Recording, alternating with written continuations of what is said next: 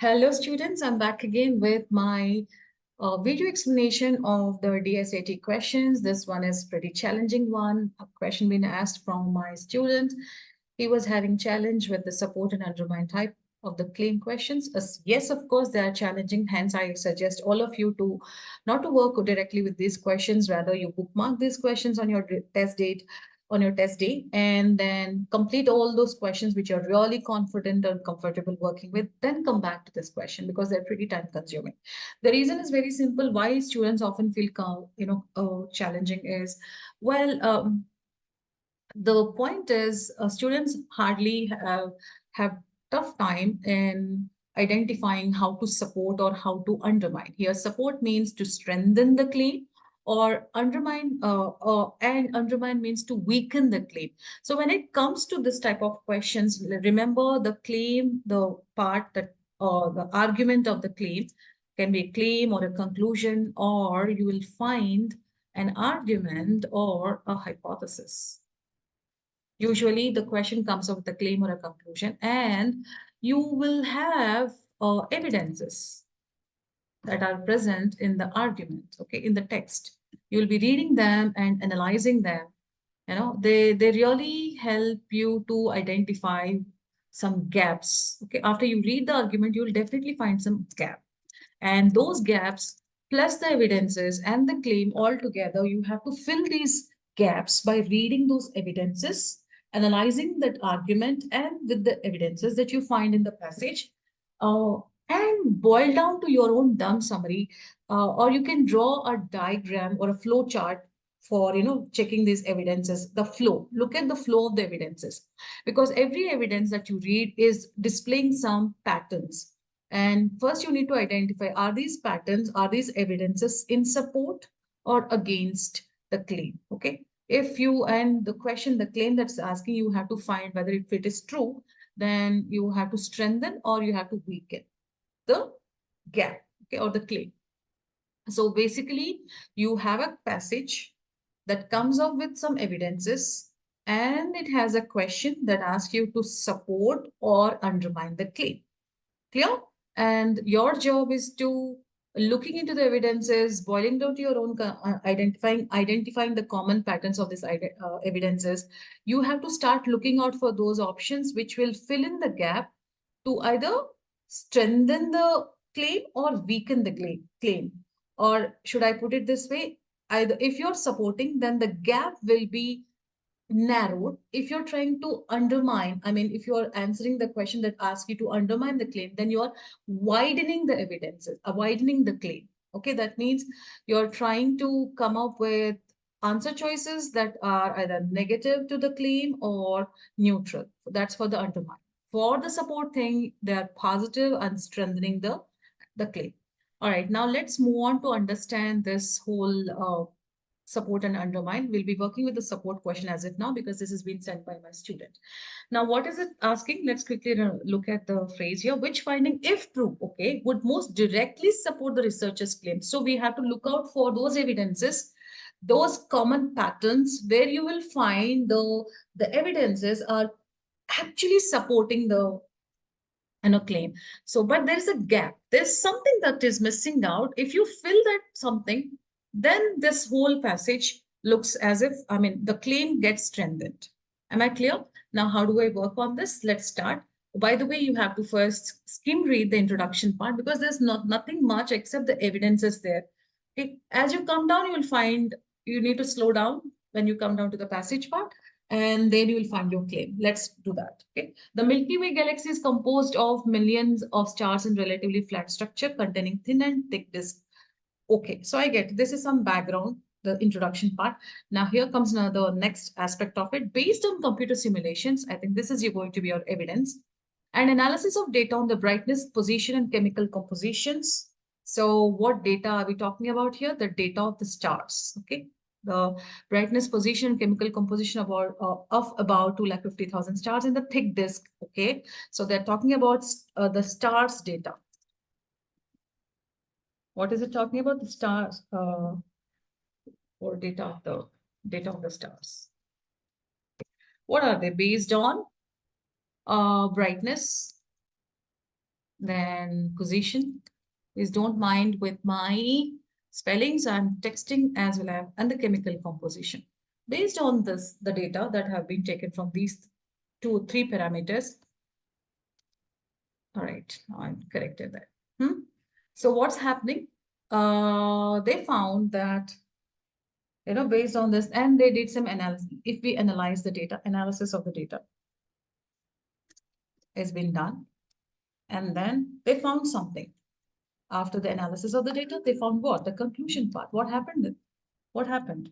What was the final one? Let's read this. So they found some data that has been taken from the stars with the criteria of brightness, position, and chemical composition of the stars. Then the astrophysicists claim that the thick disk of the Milky Way formed two distinct phases rather than single phase. So our conclusion is two distinct phases. So you have evidence, and as they analyze the data, they come to a conclusion and made a claim that there are the so-called thick disk of the Milky Way is actually formed in two distinct phases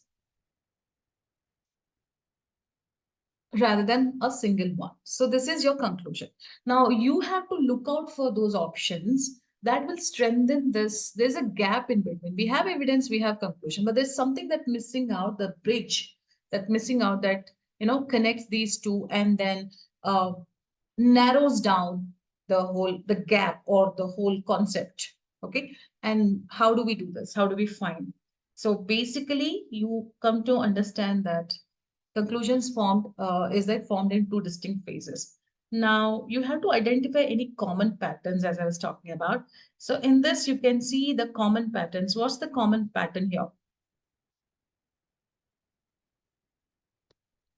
So the common pattern here is in this argument, if we are looking at the piece of evidence that directly supporting they're directly supporting, okay, supporting the conclusion to that the thick disk formed in two phases.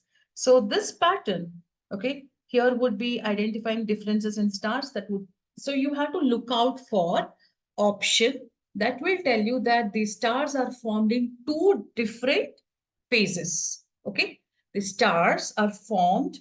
So you have to identify the difference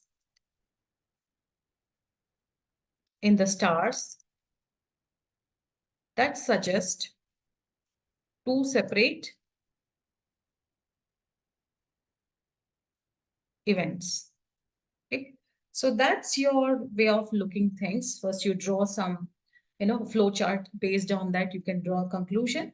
So basically, the conclusion is the stars, the so-called thick disk of the Milky Way is formed in two distinct phases, means two different stages or two distinct events they are formed, not in single go they have formed. Okay.